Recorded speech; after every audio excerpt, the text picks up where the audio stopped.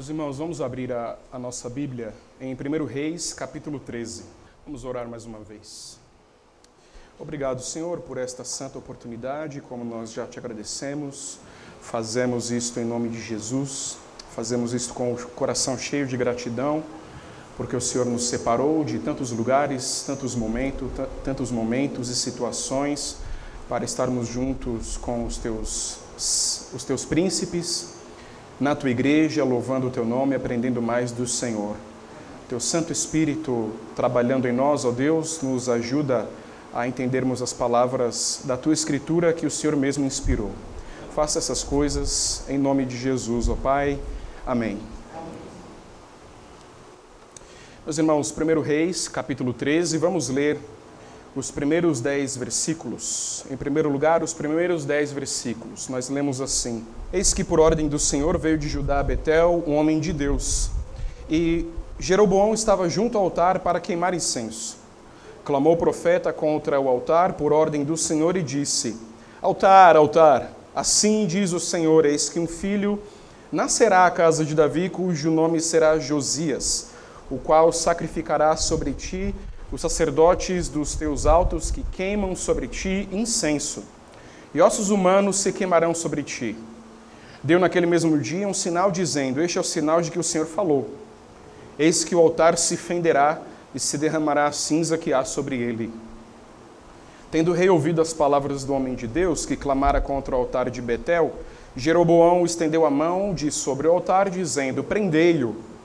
Mas a mão que estendera contra o homem de Deus secou, e não a podia recolher. O altar se fendeu, e a cinza se derramou do altar, segundo o sinal que o homem de Deus apontara por ordem do Senhor. Então disse o rei ao homem de Deus: Implora o favor do Senhor teu Deus, e ora por mim, para que eu possa recolher a mão. Então o homem de Deus implorou o favor do Senhor, e a mão do rei se lhe recolheu e ficou como dantes. Disse o rei ao homem de Deus: Vem comigo à casa e fortalece-te, e eu te recompensarei.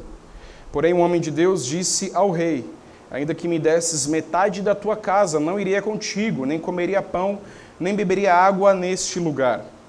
Porque assim me ordenou o Senhor pela sua palavra, dizendo: Não comerás pão, nem beberás água, e não voltarás pelo caminho por onde foste. E se foi por outro caminho, e não voltou pelo caminho por onde viera a Betel. Amém. Nós vimos, meus irmãos, na semana passada, como Jeroboão havia se entregado à idolatria, essas práticas idolátricas diversas, fazendo bezerros de ouro, para que o povo não mais fosse adorar em Jerusalém, mas agora a Betel, santuários nos montes, sacerdotes fora da linhagem de Levi, sacrifícios e queima de incensos. Todas estas coisas Jeroboão fez em Betel para que o povo não adorasse em Jerusalém e assim ele tivesse o seu império afirmado, sustentado através da religião, através da falsa religião. Nós veremos aqui no capítulo 13, no capítulo seguinte, o capítulo 13, que o tema geral neste capítulo, assim como o 1 Reis inteiro, é que a adoração correta prescrita por Deus, a profecia verdadeira e falsa e o afastamento de Deus por parte do povo são realidades. O que nós encontramos neste capítulo, então, é que a adoração correta, prescrita por Deus, a profecia verdadeira e falsa e o afastamento de Deus por parte do povo são realidades. E aqui o profeta prediz contra o altar. Nós lemos no verso 1 que um homem de Deus vai a Betel de Judá para confrontar Jeroboão. Betel era um dos 2 lugares que receberam os bezerros de ouro. Isso nós encontramos no final do capítulo 12. Betel era um desses lugares onde você tinha um bezerro de ouro e onde o povo, portanto, ia adorar. Nós encontramos aqui já um detalhe que não pode passar desapercebido, meus irmãos, o fato de que Jeroboão faz de Betel um centro de idolatria, um centro de falsa religião. E Betel, o nome Betel vem do hebraico, que quer dizer casa de Deus, Bet-El, casa de Deus. E Jeroboão prostitui a casa de Deus, o lugar onde Deus costumava ser adorado. É aqui que Jacó vê a Deus, é aqui que Deus ordena a Jacó que ele construísse um altar. E faz um bezerro de ouro, e o povo vai até lá e começa a adorar, no lugar chamado Casa de Deus. A ironia não poderia ser mais triste. A ironia não poderia ser mais triste. Nós encontramos também ainda no versículo 1, que quando o homem de Deus vem a Betel de Judá, Jeroboão estava junto ao altar para queimar incenso. Ele foi pego em flagrante delito. O homem de Deus chega ao lugar e vê o rei Jeroboão adorando, queimando incenso. Nós precisamos notar que este homem nos é descrito pela Escritura como um homem de Deus, simplesmente. Com isso nós percebemos que o foco estava na mensagem e não no mensageiro. Nós não sabemos o seu nome, não temos nenhuma informação dele além de que ele vem de Judá. Portanto, nós olhamos para a mensagem em vez de um mensageiro. O homem de Deus tem 3 mensagens. O homem de Deus tem 3 coisas a dizer a Jeroboão. A primeira delas é que ele tem um clamor contra o altar. A segunda delas é uma profecia sobre Josias. E a terceira, um sinal de que a profecia era verdadeira. Meus irmãos, a razão porque Jeroboão enche-se de ira contra o profeta, que não havia dito, que não havia trazido nenhuma profecia específica sobre ele, é que a destruição dos altares, dos templos, dos ídolos e dos falsos sacerdotes significava o fim do seu reinado. É por isso que Jeroboão manda prender o homem. O homem de Deus vem até o lugar, vem até Betel, clama contra o altar e Jeroboão se enche de ira. Por quê? Porque a destruição de todas estas coisas, dessa falsa religião, representava o início da ruína do império, do reinado de Jeroboão. Nós lemos isso no capítulo 12, verso 27. Capítulo 12, verso 27. Se este povo, diz Jeroboão, se este povo subir para fazer sacrifícios na casa do Senhor em Jerusalém, o coração deles se tornará a seu senhor, a Roboão, rei de Judá, e me matarão e tornarão a dele ao rei de Judá. Jeroboão, portanto, não queria que o povo subisse a Jerusalém, mas fosse a Betel. E, portanto, ele fabrica uma religião para rivalizar com a verdadeira religião que o Senhor havia instituído. É por isso que Jeroboão se volta contra o profeta. No versículo 6, nós lemos que o profeta abençoa Jeroboão após Jeroboão ter a sua mão ressequida. Vamos ler, na verdade, a partir do versículo 5. O altar se fendeu e a cinza se derramou do altar, segundo o sinal que o homem de Deus apontara por ordem do Senhor. Então disse o rei ao homem de Deus: implora o favor do Senhor teu Deus e ora por mim, para que eu possa recolher a mão. Então o homem de Deus implorou o favor do Senhor, e a mão do rei se lhe recolheu e ficou como dantes. O profeta abençoa Jeroboão, orando ao Senhor, para que o Senhor curasse a sua mão ressequida. E a mão ressequida quer dizer uma mão onde não há circulação de sangue, uma mão murcha. Isso deveria trazer ainda mais temor a Jeroboão, o fato de que o homem veio com uma mensagem e disse que tinha uma prova. A prova era que o altar se fenderia e as cinzas cairiam sobre ele. Mas o homem de Deus traz ainda mais um sinal de que a sua mensagem era verdadeira. Após a mão do rei haver se ressequido, e após o próprio rei haver pedido ao homem de Deus que orasse sobre ele, o homem de Deus ora e a mão do rei é curada.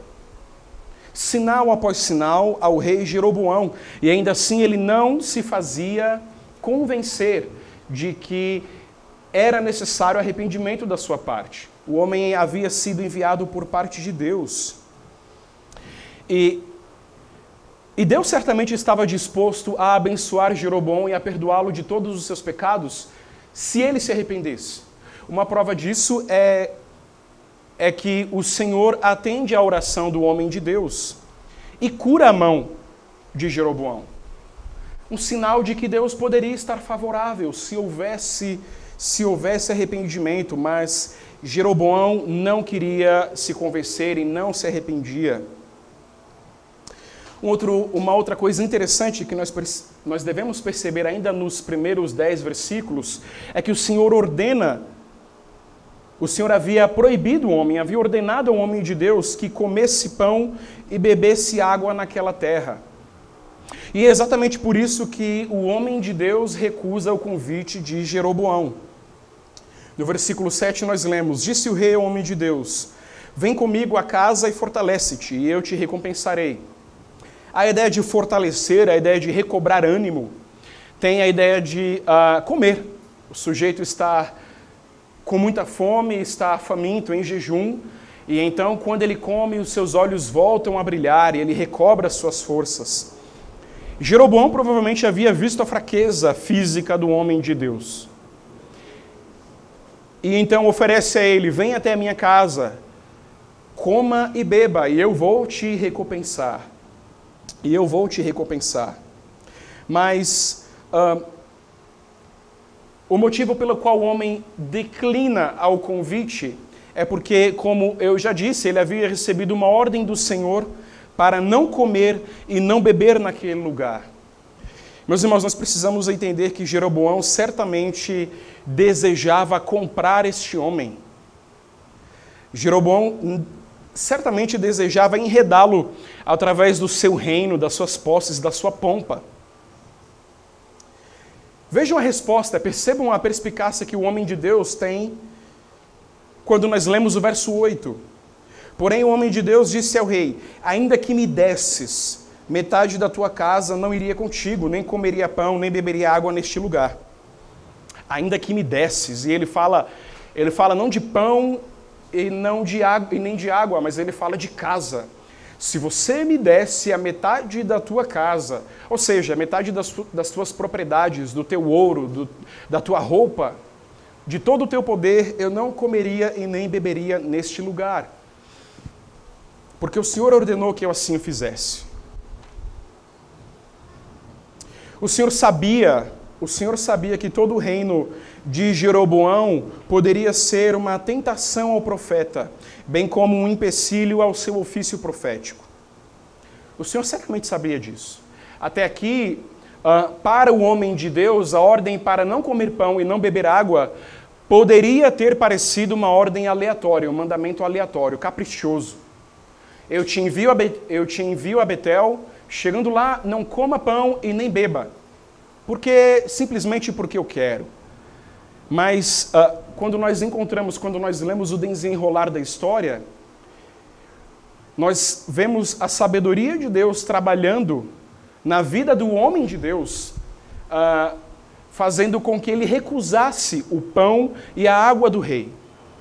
Imagine se ele não tivesse essa ordem prévia do Senhor para não comer e não beber.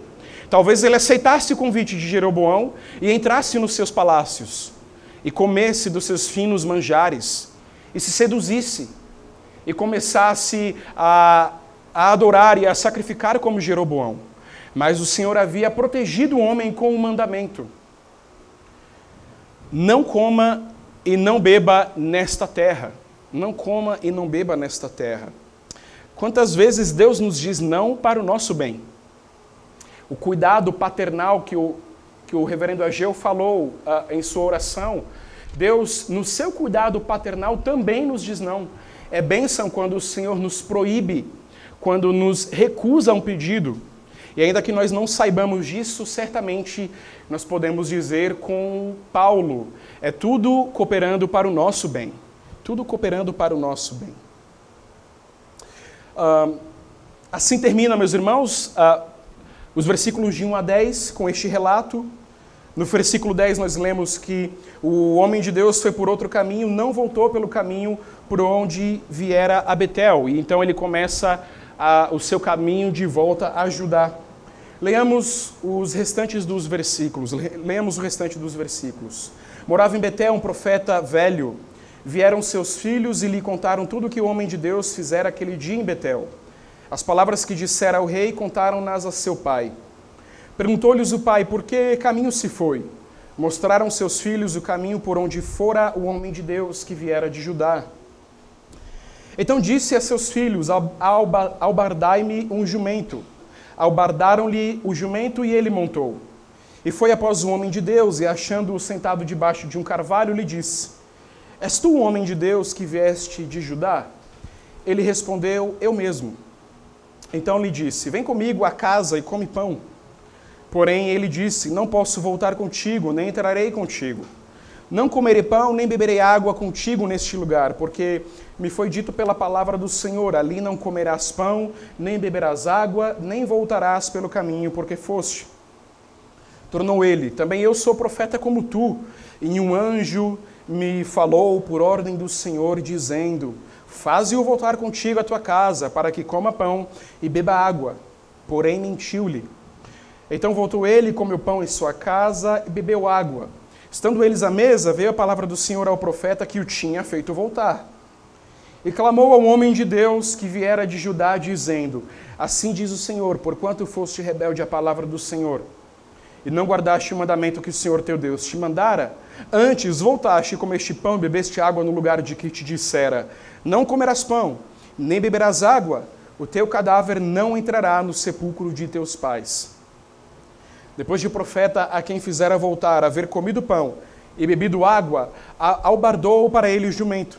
Foi-se, pois, e um leão o encontrou no caminho e o matou. O seu cadáver estava atirado no caminho, e o jumento e o leão parados junto ao cadáver. Eis que os homens passaram e viram o corpo lançado no caminho, como também o leão parado junto ao corpo. E vieram e o disseram na cidade onde o profeta velho habitava. Ouvindo o profeta que o fizera voltar do caminho, disse, é o homem de Deus, que foi rebelde à palavra do Senhor. Por isso o Senhor o entregou ao leão, que o despedaçou e matou, segundo a palavra que o Senhor lhe tinha dito. Então disse a seus filhos, albardai-me o jumento. Eles o albardaram. Ele se foi e achou o cadáver atirado no caminho, e o jumento e o leão parados junto ao cadáver. O leão não tinha devorado o corpo, nem despedaçado o jumento. Então o profeta levantou o cadáver do homem de Deus e o pôs sobre o jumento, e o tornou a levar. Assim veio o profeta velho à cidade para o chorar e enterrar. Depositou o cadáver no seu próprio sepulcro, e o prantearam, dizendo, ah, irmão meu! Depois de o haver sepultado, disse a seus filhos, quando eu morrer, enterrai-me no sepulcro em que o homem de Deus está sepultado. Ponde os meus ossos junto aos ossos dele, porque certamente se cumprirá o que por ordem do Senhor clamou contra o altar que está em Betel, e contra todas as casas dos altos que estão nas cidades de Samaria. Depois destas coisas, Jeroboão ainda não deixou seu mau caminho. Antes de entre o povo tornou a constituir sacerdotes para lugares altos. A quem queria consagrava para sacerdote dos lugares altos. Isso se tornou em pecado a casa de Jeroboão, para destruí-la e extingui-la da terra. Amém. Meus irmãos, nós vemos aqui, a partir do verso 11, a figura de um profeta, um velho profeta. É difícil nós entendermos a figura deste homem. Ele era de fato um homem completamente consagrado ao Senhor? Por que então morava em Betel, em meio a todas aquelas práticas idólatras, quando por questão de alguns quilômetros poderia estar em Judá? E vejam que a distância a ser percorrida por ele não era uma dificuldade. Ele mesmo tinha facilidade com locomoção, com jumentos, etc. Porque aquele homem, se era de fato o homem de Deus, ainda morava em Betel. Por que não em Judá? Porque não foi ele o escolhido pelo Senhor para repreender a Jeroboão, já que vivia em Betel? Porque o Senhor traz a Betel um homem de Judá, sendo que na própria Betel havia um profeta. E mais importante, por que este velho profeta mentiu ao homem de Deus? Por que ele mentiu ao homem de Deus? Dizendo uma profecia que não viera de fato do Senhor, mas fruto da sua imaginação. Vejam, meus irmãos, que a pena para a falsa profecia é a morte. O Senhor ordena que o falso profeta seja morto. uma vez que a sua profecia não se cumpre, ele deve ser morto pelos anciãos. Certamente este velho profeta sabia disso. Ele sabia disso. Será que diante da figura de um homem cansado, debaixo de um carvalho, porque é aí que ele o encontra, com fome e sede, após fielmente haver cumprido a sua tarefa, o velho profeta julgou que, afinal, a sua responsabilidade da parte de Deus em alimentar esse homem era mais importante do que a mensagem que esse homem tinha de Deus? Ou seja, ele encontra um homem debaixo do carvalho, e esse homem acabou de falar a Jeroboão, e ele está com fome e com sede. Será que esse homem imaginou no seu coração que tinha alguma responsabilidade para com o homem de Deus? O homem de Deus responde a ele: eu não posso comer e nem beber nesta terra. E ele retruca: mas o Senhor falou comigo, vem à minha casa, come e bebe. O Senhor falou comigo. Talvez ele tivesse imaginado que aquele homem de Deus tivesse inventado a profecia, tivesse inventado a ordem para não comer pão e não beber água. Ou talvez ele julgasse que fosse um exagero você haver cumprido a vontade de Deus, a saber, ter falado com Jeroboão e ainda permanecer nessa dieta. Por que você não comeria e bebia? Por que você não comeria e não beberia? Vem à minha casa. Talvez ele houvesse julgado a aparente arbitrariedade do mandamento que o homem de Deus carregava. Ou ainda, meus irmãos, este velho profeta fosse alguém que temia possíveis perturbações causadas por um homem de Deus, como este profeta. E já que ele, profeta, vivia confortavelmente em Betel, ele não desejaria qualquer tipo de problema. Eu sou um profeta, eu vivo em Betel, eu vejo as abominações que o rei pratica, mas eu não quero problema com ele. Deixe que ele continue a sua vida, eu continuo a minha. E de repente vem um homem de Deus, vem um profeta pregando contra o altar e trazendo problema. Na verdade, quando nós olhamos para a Escritura, nós sempre encontramos esta figura que Tolkien chamava de perturbadores da paz. São as pessoas que vêm a algum lugar aparentemente pacífico e traz uma mensagem de confrontação, traz uma mensagem que perturba o lugar. Este homem de Deus era esse homem. Ele trazia essa mensagem. E talvez o velho profeta temesse isso.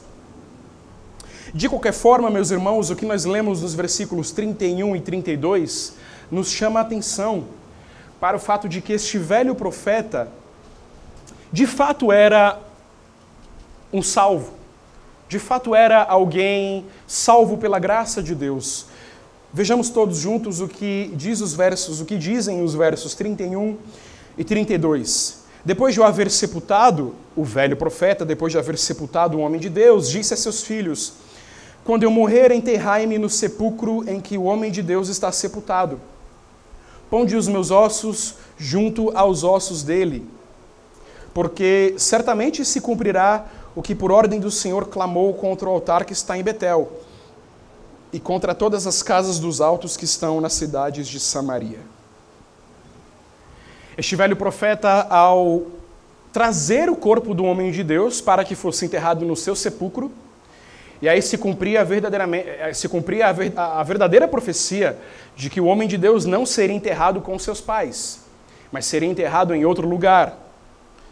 Quando este velho profeta traz o corpo do homem de Deus, ele deseja, quando ele morrer, ser enterrado junto com o homem de Deus.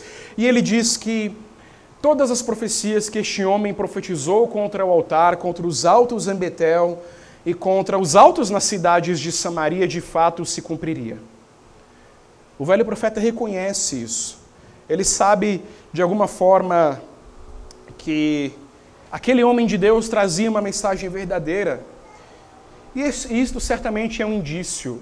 Isso certamente é um indício de que este velho profeta era um homem salvo por Deus. Quando nós pensamos sobre o homem de Deus, quando nós pensamos sobre este profeta que vem de Judá, nós nós conseguimos enxergar pelo menos 5 momentos em que ele pecou contra o Senhor desobedecendo a sua palavra. Pelo menos 5 momentos. Em primeiro lugar, ele deveria voltar a Judá e não ficar descansando em carvalhos. Não deveria parar no caminho. A sua ordem era a de entregar a mensagem aos altos, ao altar, em Betel, e voltar por outro caminho à sua cidade, e não ficar no caminho, e não se deter por qualquer razão. Ele deveria ir embora. Em segundo lugar, ele voltou a Betel. Ele não apenas não poderia parar no caminho, como muito menos ele deveria voltar a Betel. O Senhor ordenou que ele fosse embora para a sua cidade, para a sua casa, que ficava em Judá. Em terceiro lugar, ele comeu e bebeu, desobedecendo mais uma vez a ordem clara do Senhor. Em quarto lugar, ele comeu e bebeu porque ele creu em qualquer suposta profecia. O profeta velho vem até ele, entrega uma suposta palavra de Deus e ele acredita. Em quinto lugar, ele não buscou o Senhor por direção. Ele não buscou o Senhor por direção. Soubesse ele que aquele velho era um profeta, pedisse a direção do Senhor. O Senhor me disse para não comer e não beber neste lugar. Agora vem este homem me dizendo que eu tenho de comer e beber, porque o Senhor disse, ordenou a ele, que me dissesse essas palavras. O que eu faço? Por estas coisas, meus irmãos, como nós lemos aqui, por estas coisas o homem de Deus morreu. Por estas coisas o homem de Deus morreu. Finalmente nós encontramos nos versículos 33 e 34 a persistência de Jeroboão na idolatria, no seu pecado de idolatria. E nós vemos que o coração endurecido de fato não se convence. O coração endurecido de fato não se convence. Depois destas coisas, o que nos faz acreditar que Jeroboão sabia de tudo, Jeroboão ainda não deixou o seu mau caminho. Ele certamente ouviu do homem de Deus, ouviu que ele morreu, ouviu da razão por que ele morreu, e Jeroboão ainda assim não temeu o Senhor. Antes de entre o povo, tornou a constituir sacerdotes para lugares altos. A quem queria consagrava para sacerdote dos lugares altos. Funcionava mais ou menos como diversos governos fizeram no Brasil a nível federal, distribuindo empregos e lugares que nós chamamos de cabide a tudo quanto é gente que não tem a mínima ideia do que fazer, mas por fins políticos, por fins de poder. Eu te coloco aqui no Ministério da Educação, você nunca leu um livro na sua vida, mas eu te coloco aqui para você me ajudar e para você ficar comigo e para você apoiar os meus projetos, não pelo bem do país. Versículo 34, isso se tornou em pecado a casa de Jeroboão para destruí-la e extingui-la da terra, o que nós veremos a seguir nos capítulos que virão. Meus irmãos, nós encontramos algumas aplicações para a nossa vida. Em primeiro lugar, a primeira delas é que há muitos líderes na igreja que mantêm práticas contrárias à palavra de Deus, porque isso é o que sustenta o seu império religioso. Como com Jeroboão, seu conforto, riqueza, status dependem da infidelidade à palavra de Deus.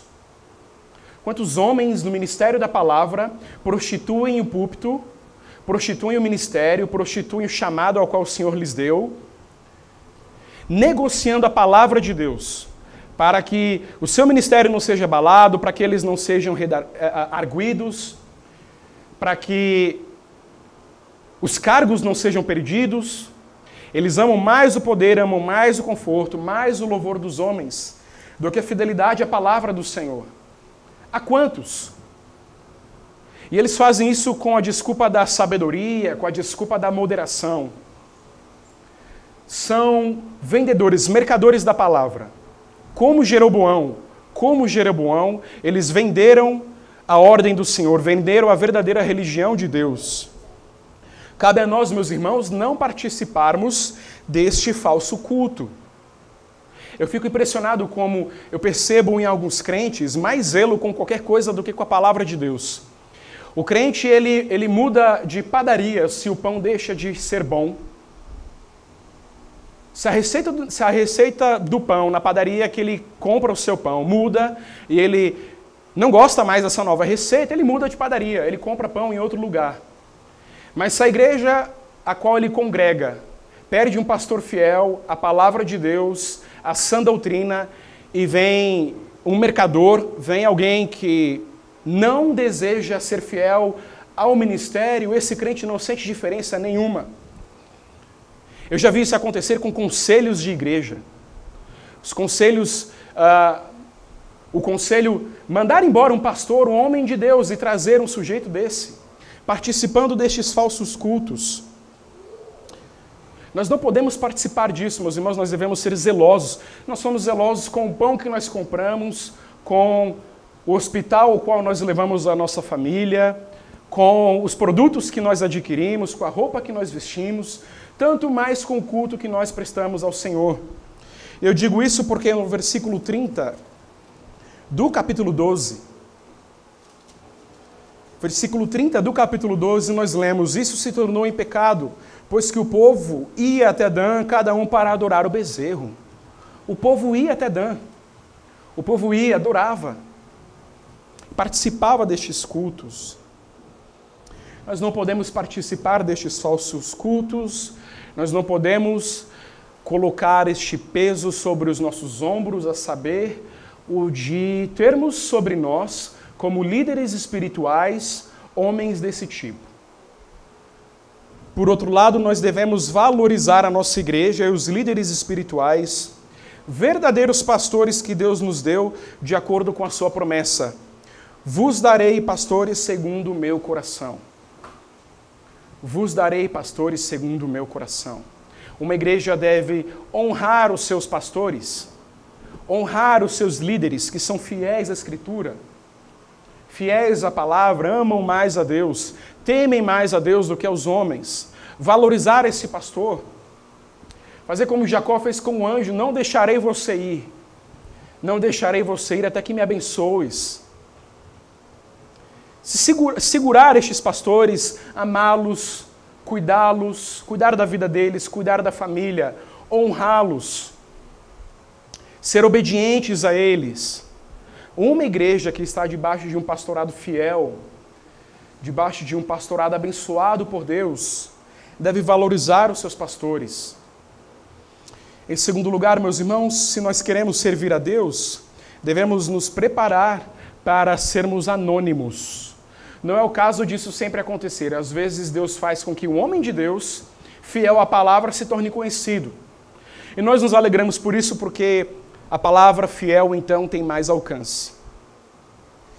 Mas não é isso o que é comum. Se você quer servir a Deus, você tem de se preparar para ser um anônimo, para ser um desconhecido. O jovem profeta foi fiel no seu ofício profético, e nós não sabemos sequer o seu nome. Nós não sabemos sequer o seu nome. 300 anos depois, quando Josias vê o monumento aos seus ossos, o que Josias ouve a perguntar sobre aquele lugar é o seguinte: é a sepultura do homem de Deus que veio de Judá.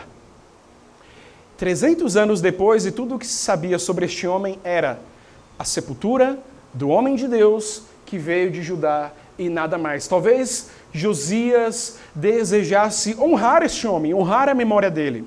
Porque é ele que, ao profetizar contra o altar, também profetiza sobre Josias. 300 anos antes. Imagine a emoção de Josias ao ver o túmulo deste homem. Mas o que Josias recebe como resposta é o túmulo do homem de Deus que veio de Judá e ponto final. Como alguém disse no passado, eu não vou falar o nome, vou deixá-lo anônimo: pregue o evangelho, morra e seja esquecido. Pregue o evangelho, morra e seja esquecido. Nós devemos fugir, meus irmãos, por outro lado, dos pastores que buscam ser reconhecidos não importa como. Eles querem ser reconhecidos, não importa como. Parece que nos nossos dias, você, se é um pregador, um pastor, você tem de ser reconhecido. As pessoas têm de saber o seu nome.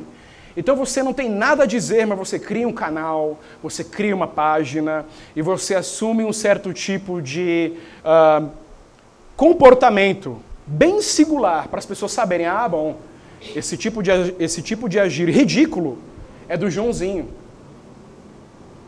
Ainda esses dias nós vimos no Facebook um pastor usando palavras pornográficas para se referir aos deveres maritais do marido para com a esposa.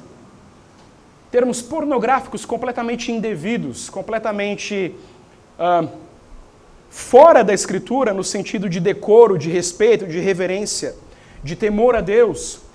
Mas bem, eu preciso usar uma palavra que choque, para que as pessoas me reconheçam. Eu preciso colocar no meu pescoço alguma melancia.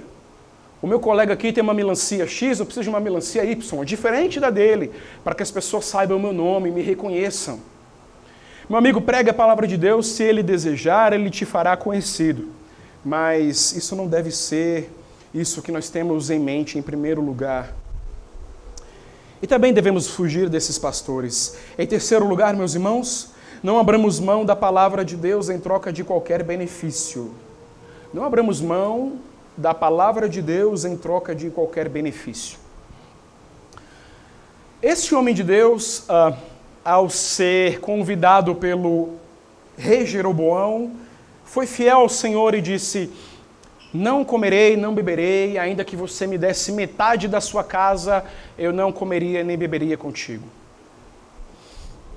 Ele foi fiel, ele não vendeu a palavra, não vendeu o seu ministério, não vendeu o seu chamado, não usou o nome de Deus em vão, mas ele permaneceu fiel àquilo que o Senhor ordenou.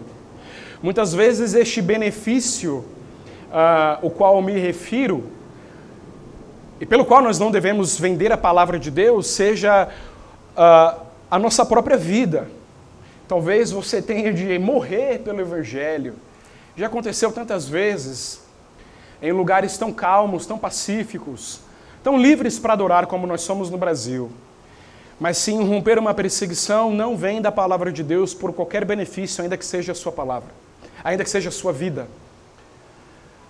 Homens de Deus fizeram isso no passado, homens de Deus continuam fazendo ainda hoje. Em países como Coreia do Norte, China, Venezuela. No passado, homens como John Hus, Martinho Lutero, mesmo em face da espada do Papa, da fogueira do Papa, não temeram e não venderam a palavra de Deus. Permaneceram fiéis àquilo que o Senhor lhes havia ordenado. Em quarto lugar, fiquemos com a palavra de Deus em meio às profecias, às revelações e etc. Fiquemos com a palavra de Deus em meio às revelações, às profecias, etc. Nós encontramos, meus irmãos, ainda nos nossos dias, diversas revelações e diversas profecias que pululam por todo lugar. E isso aconteceu nos dias do homem de Deus, nos dias de Jeroboão. Infelizmente, esse homem de Deus, que até aqui havia sido tão fiel e havia sido sábio, cedeu à pressão de uma suposta profecia.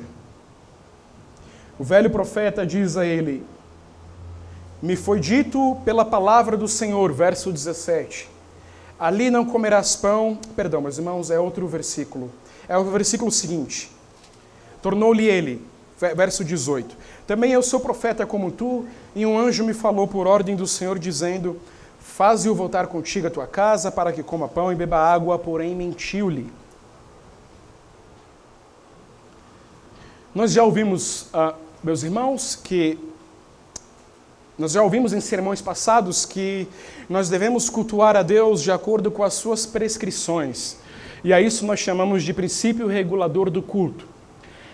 Os elementos do culto que nós temos em nossa igreja fazem parte da Escritura. Por isso nós os temos no culto.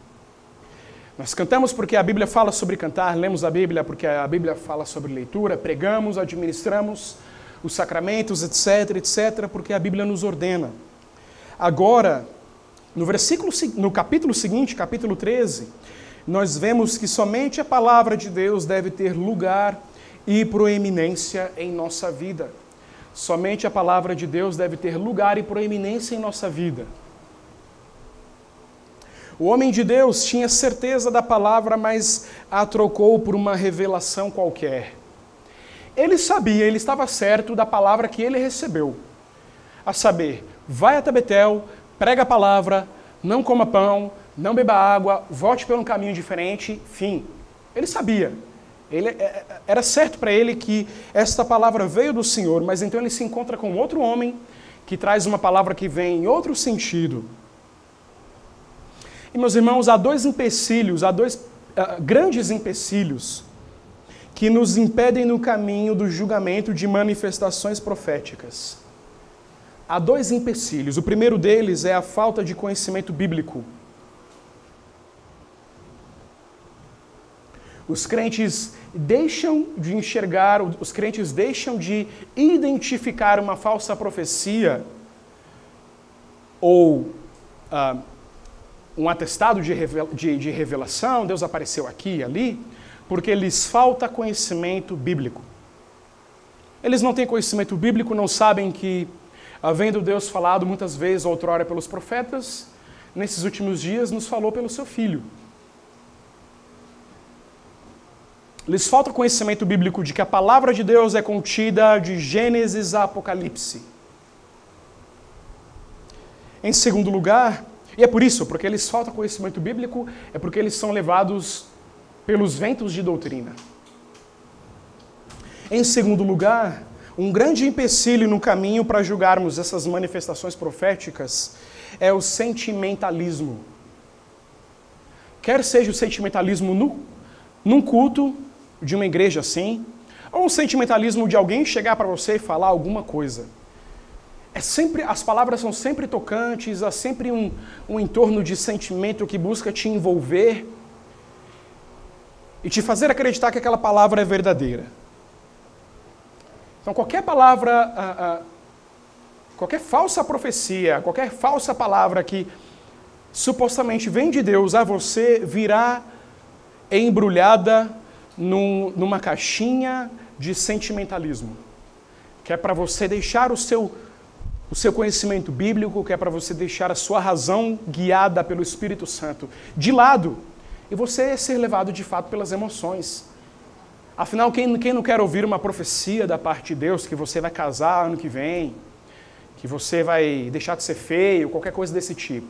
Todo mundo quer ouvir uma profecia assim. Mas a falta de conhecimento bíblico e o sentimentalismo nos impedem de julgarmos essas manifestações. Eu quero dar este exemplo e eu me sinto livre e confortável para dar esse exemplo porque ele é público. E já que o sujeito do exemplo não se envergonhou em falar o que falou, eu também não me envergonho. Damares Alves, uma mulher que está para assumir o ministério no novo governo federal a partir do ano que vem, disse que em determinado momento da sua vida viu a Jesus num pé de goiaba e isso a impediu de cometer suicídio. O contexto é o seguinte. Bem, antes disso, se você entende por ver a Jesus a sua conversão, ok. Então vejam, muitas pessoas são convertidas não no momento em que ouvem a pregação da palavra, mas algum tempo depois. Às vezes até anos. Então eu ouvi a palavra de Deus há 10 anos. E somente hoje aquela palavra usada pelo Espírito Santo faz sentido ao meu coração. E Deus a aplica ao meu coração e eu me converto. Eu quero chamar isso de ver a Jesus? Ok, faz sentido, você viu Jesus. Pelos olhos da fé, você viu a Jesus, mas ela disse que viu Jesus numa goiabeira. Meus irmãos, o contexto é o seguinte, essa mulher vinha sendo estuprada por uma pessoa enquanto criança por tanto tempo. E ela, desejando acabar com a sua própria vida, está em determinado lugar e lá no pé de goiaba ela vê Jesus e ela se converte e ela não comete o suicídio. Se você acredita que essa mulher realmente viu a Jesus fisicamente, você acredita que essa mulher realmente recebeu da parte de Deus a ordem para ser pastora, por exemplo. Ela é pastora. Aliás, ela tem dito por aí que o lugar da mulher é em casa, mas ela está para assumir um cargo no governo federal. Esse me parece um jeito bem estranho de você ficar em casa. E ela é pastora, ela cuida da igreja. Coisas que Deus não delegou a mulher para fazer. Isaías diz, em tom de condenação, mulheres e crianças estão à testa do meu governo. Ora, se a mulher não lidera, não é a cabeça do seu lar, que dirá de um país inteiro, assumindo qualquer cargo. Mas ela assume esse cargo, ela é pastora, e ela diz que viu a Jesus e Jesus falou com ela. Então, se Jesus falou com ela e você acredita que isso é verdade, então você também acredita que Jesus mandou que ela fosse pastora. Vai e pastoreia as minhas ovelhas. A Bíblia fala claramente que o ofício do ministério pastoral é exclusivo do homem. É um fardo que é posto sobre o homem, não sobre a mulher.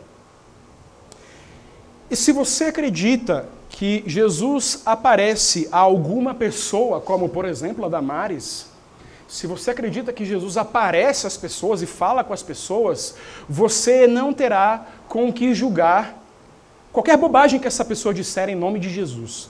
Se a pessoa disser para você, olha, Jesus apareceu ontem para mim e falou para eu ser mais santo. Aí você diz, nossa, que bênção, acredito nisso. No dia seguinte a pessoa aparece e disse, olha, Jesus apareceu a mim ontem no meu quarto e falou para eu anotar um recado que ele tinha, eu não entendi bem, e aí eu comecei a escrever um livro, eu estou com esse livro aqui. Eu vou dar o nome de livro da revelação, de qualquer coisa. E agora nós temos a Bíblia e o livro da revelação não sei o quê.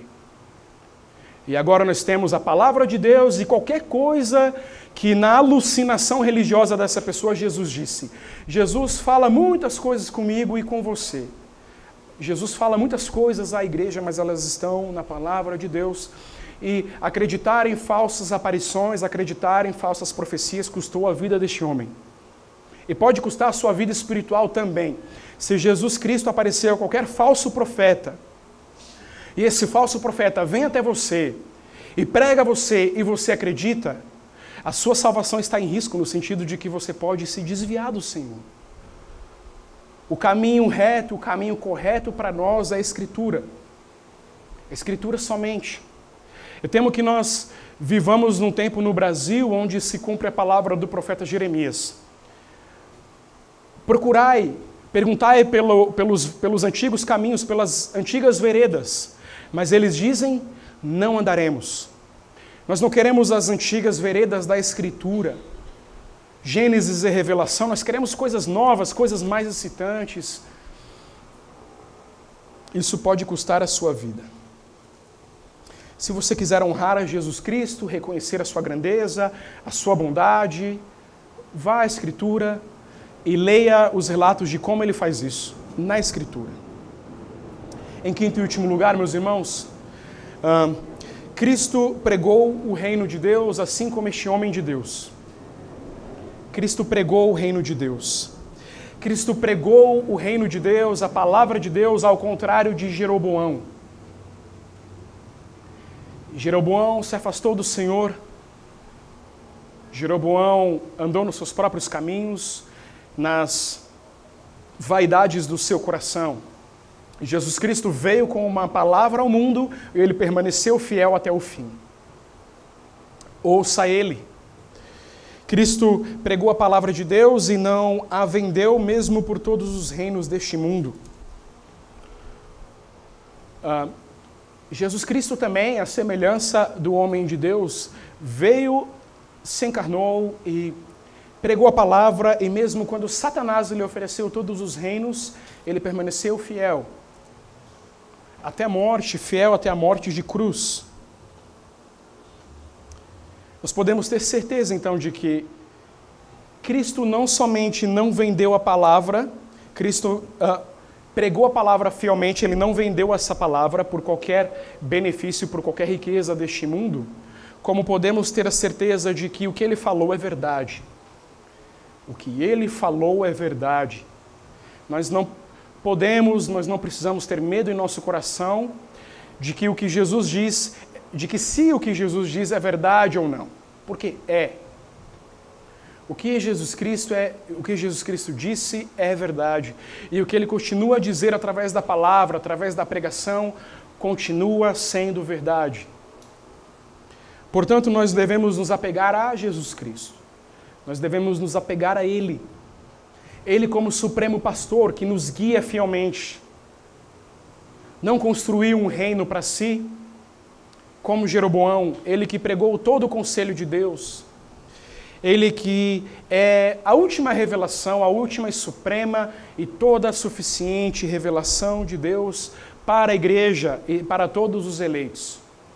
Apeguemo-nos a Ele, para a nossa salvação, para o nosso conforto e para a glória do nome do Senhor. Amém. Vamos orar. Obrigado, Senhor, pela Tua palavra revelada que nos corrige de tantas formas. Corrige a mim, corrige os meus irmãos, nos anima, fortalece a nossa fé, nos dá mais entendimento, nos dá, Senhor Deus, mais ciência na Tua palavra, como nós comumente cantamos. Ó Deus, nos faça primar pela Tua palavra sempre. É aqui que o Senhor falou através de Jesus Cristo, sendo Ele mesmo a Tua palavra, o Teu verbo.